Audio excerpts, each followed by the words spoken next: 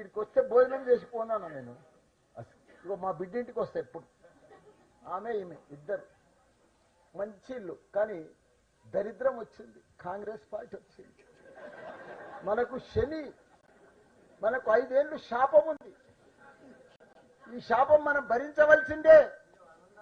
అక్కడ మీరు ఓటేలే కాంగ్రెస్ కు, అక్కడ ఊర్లో పడితే కొందరు నమ్మిచ్చిర్రు, మోసం చేసిండ్రు. ప్రజలందరూ కూడా దగా పడ్డారు, బాధపడుతున్నారు. మామూలు బాధ కాదు ఇది, మామూలు ఇది కాదు.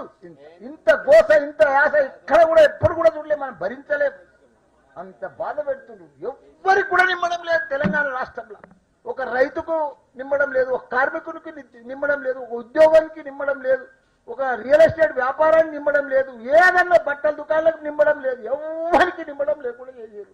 ఆ నిమ్మడంగా ఉన్నారంటే ఆ మంత్రులు ఎమ్మెల్యేలే నిమ్మడంగా ఉన్నారు. మంచిగా రోజు దంచుడే దంచుడు. 22A ఎన్ని ఏళ్ళు ఉన్నాయో అన్ని ఏళ్ళు పెడుతున్నారు.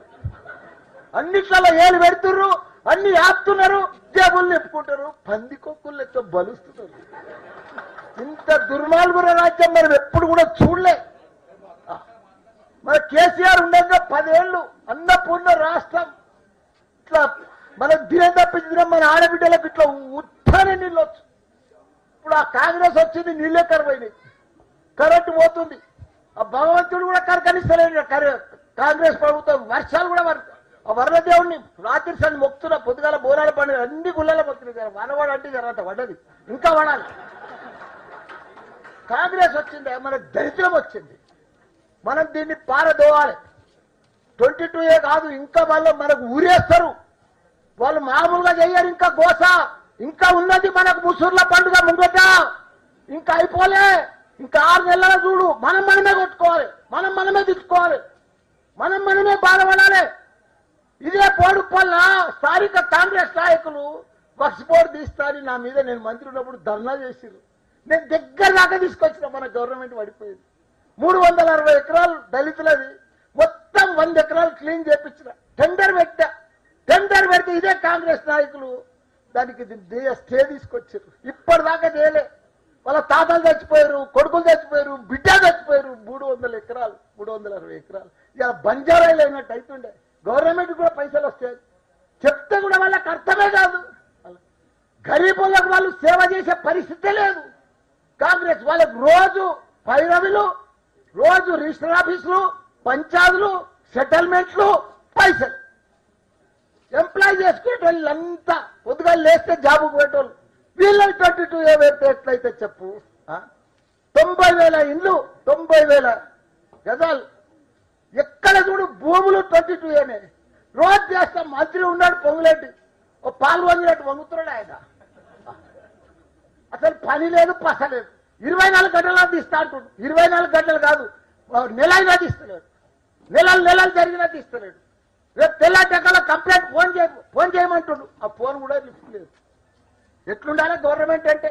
దీంట్లో సీఎం ఏం చేస్తుండ్రు, మంత్రులు ఏం చేస్తున్నారు, ఎమ్మెల్యేలు ఏం చేస్తున్నారు? ఎవరి పట్టలేదా? ప్రజల మీద దోచుకునేదా? ప్రజలను ఇట్లా అవసరపెట్టేదేనా మీ ప్రభుత్వం? కాబట్టి తప్పకుండా ఖబర్దార్, మీరు ఎవ్వరు భయపడే అవసరం లేదు. మన హరీష్ అన్నాడు, మన కేసీఆర్ నాడు, మళ్ళా 2 ఏళ్ళు ఓపిక పట్టుంది. మీ బాధలన్నీ దూరం పోతాయి. ఇంకొక ఏడాది ఓపిక పడితే చాలు, మనమే మళ్ళీ వస్తాం.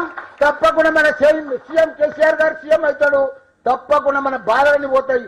ఎవ్వరేం చేయలేడు మీకు, ఎవ్వరు కూడా రారు. మన సీఎం కేసీఆర్ గారు భగవంతుడు. అలాంటి సీఎం మనకు దొరకడు. 10 ఏళ్ళు అన్నపూర్ణ రాష్ట్రం చేసిండు, బంగారు తెలంగాణ చేసిండు, ఆదర్శ తెలంగాణ చేసిండు, భారతదేశంలోనే నంబర్ 1 తెలంగాణ చేసిండు. ఈ దరిద్రులు వచ్చి మొత్తం దరిద్రం చేస్తారు. కానీ పోతారు తప్పకుండా. వాళ్ళు గంగల కలిసిపోతారు. డిపాజిట్ రాదు ఒక్కొక్కరికి, మీరు చూడండి. కాబట్టి ఇప్పుడు మిగతాదంతా మా హరీష్ అన్న మాట్లాడుతాడు. అందరికీ కూడా నమస్తే, ధన్యవాదాలు.